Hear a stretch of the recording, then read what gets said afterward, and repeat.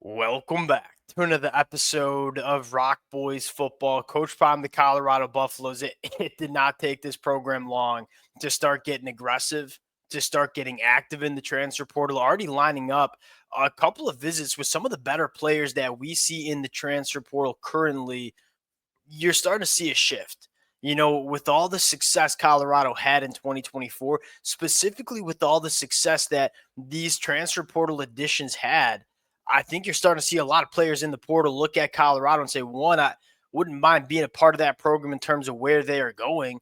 But when you see other transfer portal guys have success in Boulder, it's kind of that gravitational pull, not to go along with Coach Prime, the charisma he brings to the table as well. I think it's going to be an exciting next couple of weeks for this Buffs program. I'm extremely excited to start breaking down the commitments. Now, before we get into some of these targets, just want to say thank you to you guys. It's going to be a really fun next couple of weeks. The amount of support y'all continue to show to the boys, it's been amazing. Appreciate you guys. If y'all do enjoy the content, consider subscribing to the channel. Without further ado, let's get into this one. And one of my biggest takeaways when you start reading the reports of what players are going to visit Colorado, trench warfare.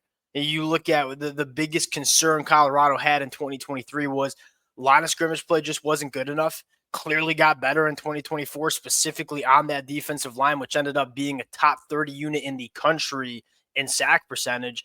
That's something Colorado wants to build. Let's start with former Alabama defensive line Jaheim Oatis, who I think is just a fascinating prospect. And the storyline with Jaheim Oatis is if you get his best football, this kid can be a game wrecker on the inside of your defensive line. I mean, 6'5", 320, these type of kids don't fall on trees.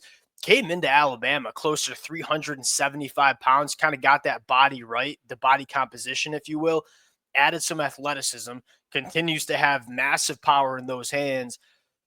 If you get the best out of Jaheim Oatis, he's going to be one of the better interior defensive linemen that you see in the country. And I think it's a fascinating storyline because they're in it for another guy that I think is very similar kind of player in Bear Alexander. Now, Bear Alexander, one of the more popular players in all of college football. The flashes for Bear Alexander, the USC fans will tell you this. I mean, go back to 2023, Bear Alexander displays game-wrecking ability on the inside of the defensive line. The ceiling for Bear Alexander, very similar to Jaheim Oatis, is one of the better defensive linemen that you see in the country. Now, can you get the best out of Bear Alexander consistently is the storyline. Coach Prime's been pretty good at doing that. I mean, you talk about guys that have maximized themselves within this Colorado program, there's starting to be a long list of that. You look at Jaheim Oatis and Bear Alexander, what excites me the most is you can't teach what those two bring to the table. And you've seen the flashes of dominance at the collegiate level. This is not projection from the high school ranks. You know they can dominate at a high level of college football. Now the question for both Jaheim Oatis and Bear Alexander is if they come to Colorado, can you get the best out of them? And if you do, you might be looking at one of the better interior defensive line duos that you see in the country. So that's kind of the storyline. But I love betting on these kids. My personal philosophy in terms of building a roster in college football, go bet on the kids with physical traits and teach them to be good football players and get the best out of them. You look at Bear Alexander and Jaheim Oatis, there's just not a lot of players that can offer what they can offer physically on the defensive line. If you just land one of them and get the best out of them, you're looking at some of the better defensive linemen that you'll see in the country. Now, I think probably in my opinion, the most intriguing conversation to monitor is what Colorado does at quarterback. I would love to hear to the Colorado fans or hear from the Colorado fans in the comment section. This is something we talked about a couple of days ago. I'm a Michigan fan. So Colorado and Michigan are in a very similar situation where we both have really, really good five-star quarterbacks who are coming in as true freshmen. Bryce Underwood for Michigan, Julian Lewis for Colorado. That there's a very good chance those type of guys play early as a true freshman, which inherently makes it hard to bring in a quarterback in the transfer portal because they know they're coming in with one of the more talented freshman quarterbacks that you see in the country. If you're Colorado, I think it'd be smart to bring in one veteran quarterback. Caden Salter seems to be the guy that's getting some buzz around Colorado, and I think this makes total sense. I mean, if Caden Salter comes to Colorado, makes that jump from the group of five at Liberty to the Power Four level and starts, and maximizes. Hey, you're looking at one of the better quarterbacks that you'll see in the Big 12 Conference next year. And if Julian Lewis beats him out, you're kind of comfortable with what Julian Lewis is going to do for Colorado in the 2025 year. I think at the end of the day, you don't want to go into a season with only a true freshman quarterback that you trust to run the offense. I think it would benefit Julian Lewis. I think it would benefit this Colorado offense as a whole to bring in a guy that's played a lot of football. Kaidon Salter kind of checks that box, 1 year of eligibility, so it's not like squeezing out Julian Lewis. Now, I think the ideal situation here is, all right, Julian Lewis, Kaidon Salter battle it out. What if Kaidon Salter wins the job? You win a lot of football games with him in 2025, and then you have Julian Lewis ready to go going into year 2 in 2026. To me, that's the best quarterback pathway. But make no mistake about it, I think Colorado intentionally targeted Julian Lewis because he's a day one ready guy.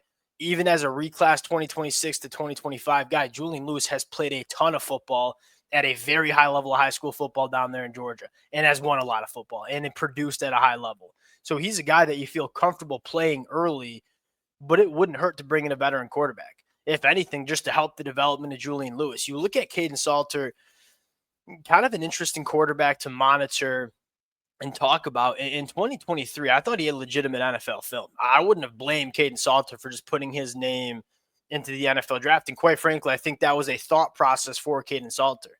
He goes back to Liberty in 2024, doesn't have quite the numbers, looking for a new home. But you go back to 2023, I mean, 2,800 passing yards, 1,100 rushing yards, 26 big-time throws, a 60% completion percentage with an average depth of target of 13.6 yards down the field.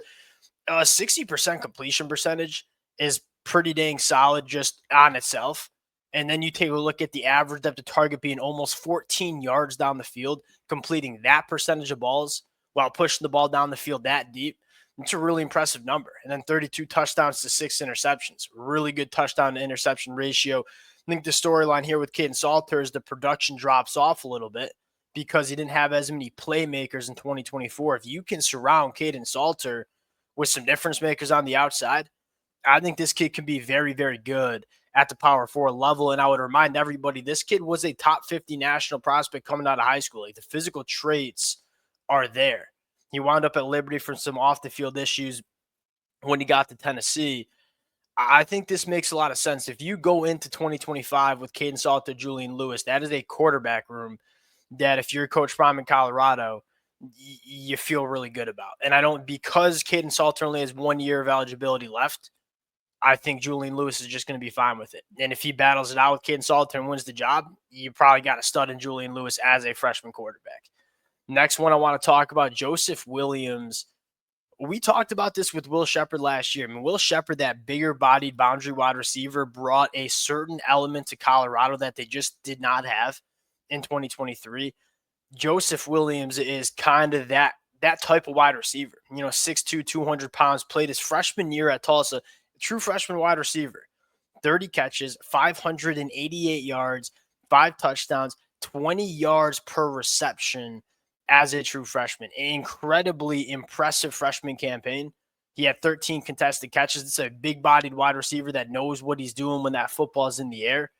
I mean, him and Amarian Miller on the outside, those are two dynamic, really tough to handle wide receivers on the boundary. I think Joseph Williams would certainly make a lot of sense. Now, 2 more guys I want to quickly mention. Reginald Hughes from Jacksonville State, linebacker. This is a position that Colorado needs to address. One of the bigger positions on defense. You lose guys like Nikhai Hill-Green and Levante Bentley. What I love most about Reginald Hughes, makes a lot of tackles, doesn't miss a lot of tackles. And that's a kind of simple evaluation, but when it comes down to it, what are you looking for off-ball linebackers? Go tackle the ball carrier. Don't miss your tackles. Reginald Hughes, 88 tackles, only missed 10% of them, had 10 tackles for a loss, 33 run stops. That checks out. And he played a lot of football for Jacksonville State in the 2020. Kind of a similar story to Nikhai Hill-Green.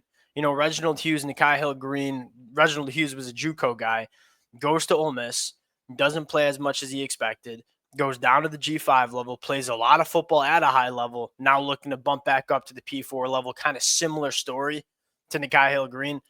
Nikhai Hill-Green clearly worked out for Colorado. Reginald Hughes probably in the same boat. Last one I want to talk about, Zach Atkins from Northwest Missouri.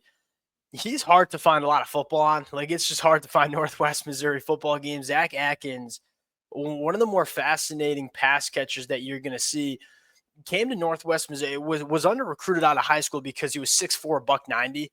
And you're like, you just didn't have the frame to play tight end, puts on a lot of weight, becomes a dynamic tight end that maintained that wide receiver level of athleticism and functionality, but then put on the weight so he can be an inline blocker, be a little bit of an H-back. Does a lot of different things at Northwest Missouri State. From what I've seen, he's kind of getting used all over the football field.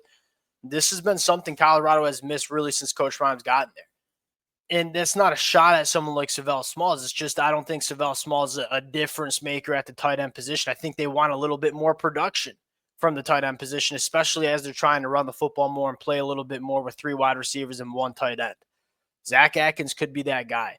A couple of really good tight ends, I think, for Colorado to take a look at. Bauer Sharp, Luke Haas, 2 tight ends I really like as well. They're getting active early. And again, what you're seeing is targeted aggression. The Colorado, Coach Prime looking at this roster and saying, we don't need to bring in 50 like we did our first year. We're still going to bring in a lot, but it's going to be targeted at positions that we need to address. And again, the quality of transfers they're going after so far, it's been pretty damn high. We'll continue to monitor it. I wouldn't be surprised if we start seeing some commitments over the next week. We'll break them down as they come in. Appreciate you guys rocking with it. If y'all do enjoy the content, consider subscribing to the channel. We'll talk to y'all later.